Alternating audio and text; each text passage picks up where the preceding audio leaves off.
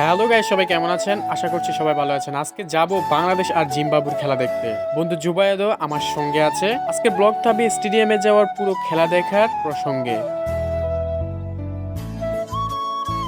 College থেকে এসে একটু বিছানায় শুলাম। শোয়ার সাথে সাথে বন্ধু জুবায়েদের কল আসলো। সে বলল যে দ্রুত চলে আসো অলংকারের মোড়ে। কারণ হচ্ছে অলংকার থেকে আমরা চলে যাব সরাসরি ডিরেক্ট হচ্ছে চট্টগ্রাম সাগরিকা স্টেডিয়ামে। তো তার কলে আমি তাড়াতাড়ি ঘুম থেকে উঠে আপুর বাসা থেকে রওনা দিলাম বড়ফুলের দিকে। কারণ বড়ফুল থেকে আমি সিনজিতে করে ডিরেক্ট চলে যাব অলংকারের মোড়ে। এই ভাবনা চিন্তা মাথায় রেখে দ্রুত হাঁটা শুরু করলাম, কারণ তার তো কলের উপরে কল আসা শুরু করলো। তো আমি এক পর্যায়ে হাঁটতে হাঁটতে পৌঁছে গেলাম বড়ফুলের মোড়ের এইদিকে।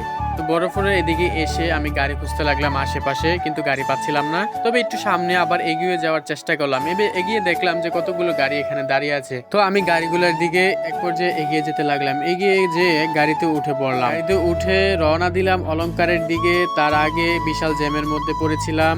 অবশেষে অলংকারে এসে আমার বন্ধু জুবায়েদকে খুঁজে না পেয়ে দিশাহারা, অবশেষে তাকে খুঁজে পেলাম। খুঁজে পেয়ে তার সাথে আনন্দ ফুর্তিতে মেতে উঠলাম। তো একসাথে দেখা হলো। একসাথে দেখার পরে আমরা এখন গাড়ি খুঁজতে লাগলাম, আশেপাশে কোনো গাড়ি আছে কিনা। তার আগে পেটের ক্ষুধাটা সেরে নিলাম। বন্ধু জুবায়েদ বললো যে তার পেটে নাকি অনেক ক্ষুধা।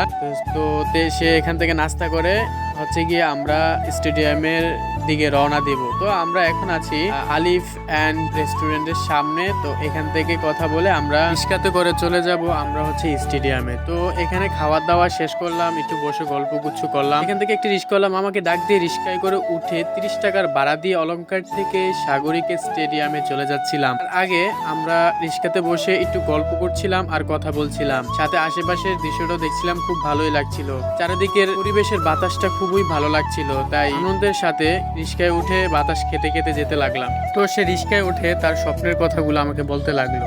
তার নাকি ইচ্ছে ছিল ক্রিকেটার হওয়া, কিন্তু তার ফিনান্সিয়াল প্রবলেমের কারণে সে ক্রিকেটে বা বিকেএসপিতে ঢুকতে পারেনি। তো তার দুঃখগুলো আমার কাছে প্রকাশ করতে লাগলো একে একে। তার স্বপ্নগুলো আসলে পূরণ করা সম্ভব কিনা সে এখনো ভেবে উঠতে পারছিল না। একটা সময় সে বিকেএসপিতে ঢোকার জন্য খুব ট্রাই করছিল, কিন্তু হচ্ছিল না টাকা পয়সার কারণে। এ শুনে তো আমার মন খারাপ হয়ে গেল। যাই হোক, আমি তো আর মন খারাপ করে স্টেডিয়ামে যেতে পারবো না। এজন্য আমি আমার জীবনের কথা শুরু করে আমি তাকে হাসিয়ে দিলাম এবং আমিও হাসতে শুরু করলাম। তো হাসতে হাসতে হাসির ছলে তাকে আমি বললাম, তুই এত বড় একটা ছেলে হইছস কিন্তু প্রেম করতে পারস নাই। সে আমাকে উত্তরটা দিল আমি নাকি প্রেম করতে পারি না। আসলে বিষয়টা হচ্ছে প্রেম নিয়ে কথা শুরু হলো। তারপরে এই প্রেম নিয়ে আলাপ করতে করতে করতে করতে করতে করতে অনেক দূরে গেলাম। এগোইতে এগোইতে প্রায় ক্রিকেট স্টেডিয়াম যেখান থেকে টিকিট কাটে ওইখানে দেখা হইলো। জার্সি কেনার কথা ছিল, বাট জার্সি কিনে নাই, কারণ জার্সির দাম অনেক ছিল, তাই জার্সি আর কিনা হয় নাই।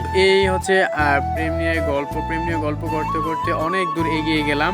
আর এক পর্যায়ে কথা আমরা বাদ দিয়ে দিলাম, কারণ হচ্ছে এগুলো হচ্ছে প্যারা। এই প্যারা জিনিস আমরা নিতে চাই না, আমার বন্ধু নিতে চায় না, কারণ he is a authentic person. ওই যে প্রিভিয়াসলি ভিডিওতে আপনাদের সাথে শেয়ার করছিলাম, he is authentic person my friends. So আমরা এই সব প্রেম নিয়ে লাভিং কোনো বিষয় নিয়ে আমরা কথা বলতে চাই না। আমরা তো এখান থেকে কথাবার্তা শেষ করে আমরা সরাসরি চলে এলাম স্টেডিয়াম জহিরুদ্দিন স্টেডিয়ামের সামনে। এখানে এসে টিকিট খুঁজতে লাগলাম। তো খুঁজতে দেখলাম এক সিন্ডিকেট, সে ডাকওয়েতে বিজনেস করতেছে। 1500 টাকার টিকিট হচ্ছে 500 টাকা নাকি বিক্রি করে, আবার হচ্ছে 600 টাকার টিকিট 200 টাকা বিক্রি করে। তো এরকম খুঁজতে আমরা স্টেডিয়ামের সামনে দিয়ে নামাজ পড়তে যাচ্ছিলাম, কারণ হচ্ছে ওই সময় আসরের আজান দিয়ে ফেলছে। তো এক সিন্ডিকেট আমাদেরকে এসে বললো, আপনারা কি খেলা দেখতে যাবেন নাকি? তো আমরা বললাম হ্যাঁ। তো উনি বললো যে আপনারা হচ্ছে আমাদের কাছ থেকে টিকিট পাবেন 500 টাকার টিকিট 200 টাকা দিয়ে পাবেন। তো আমরা তো হচ্ছে ভালো একটা ইয়ার মধ্যে যাব, আর খেলা আছে 10 ওভারে। তো আমরা এখান থেকে 1500 টাকার টিকিট হচ্ছে 200 টাকা টিকিট গুলো কেটে আমরা পকেটে রেখে দিলাম, কারণ হচ্ছে আমরা এখন নামাজ পড়তে যাব। নামাজ পড়ে এসে আমরা স্টেডিয়ামে ঢুকবো। তাই স্টেডিয়ামের আশেপাশে দিয়ে আমরা গেলাম একটি মসজিদের মধ্যে। এর পাশেই মসজিদটা ছিল। এটার ভিতর থেকে নামাজ পড়ে আমরা একসাথে বেরিয়ে যাচ্ছিলাম স্টেডিয়ামের দিকে। তো আবারও মসজিদ থেকে ব্যাক করে স্টেডিয়ামের দিকে টিকিট গুলা দিয়ে স্টেডিয়ামে ঢুকে হচ্ছে আমরা খেলা দেখতেছিলাম। তখন খুব মজার ছলে খেলা দেখতেছিলাম, কারণ হচ্ছে তাসকিন আহমেদ বোলিং এ ছিল, তারপরে মাহমুদুল্লাহ রিয়াদ হচ্ছে বোলিং এ ছিল। তো আমরা একসাথে খেলা দেখলাম, খুব আনন্দ উল্লাস করলাম।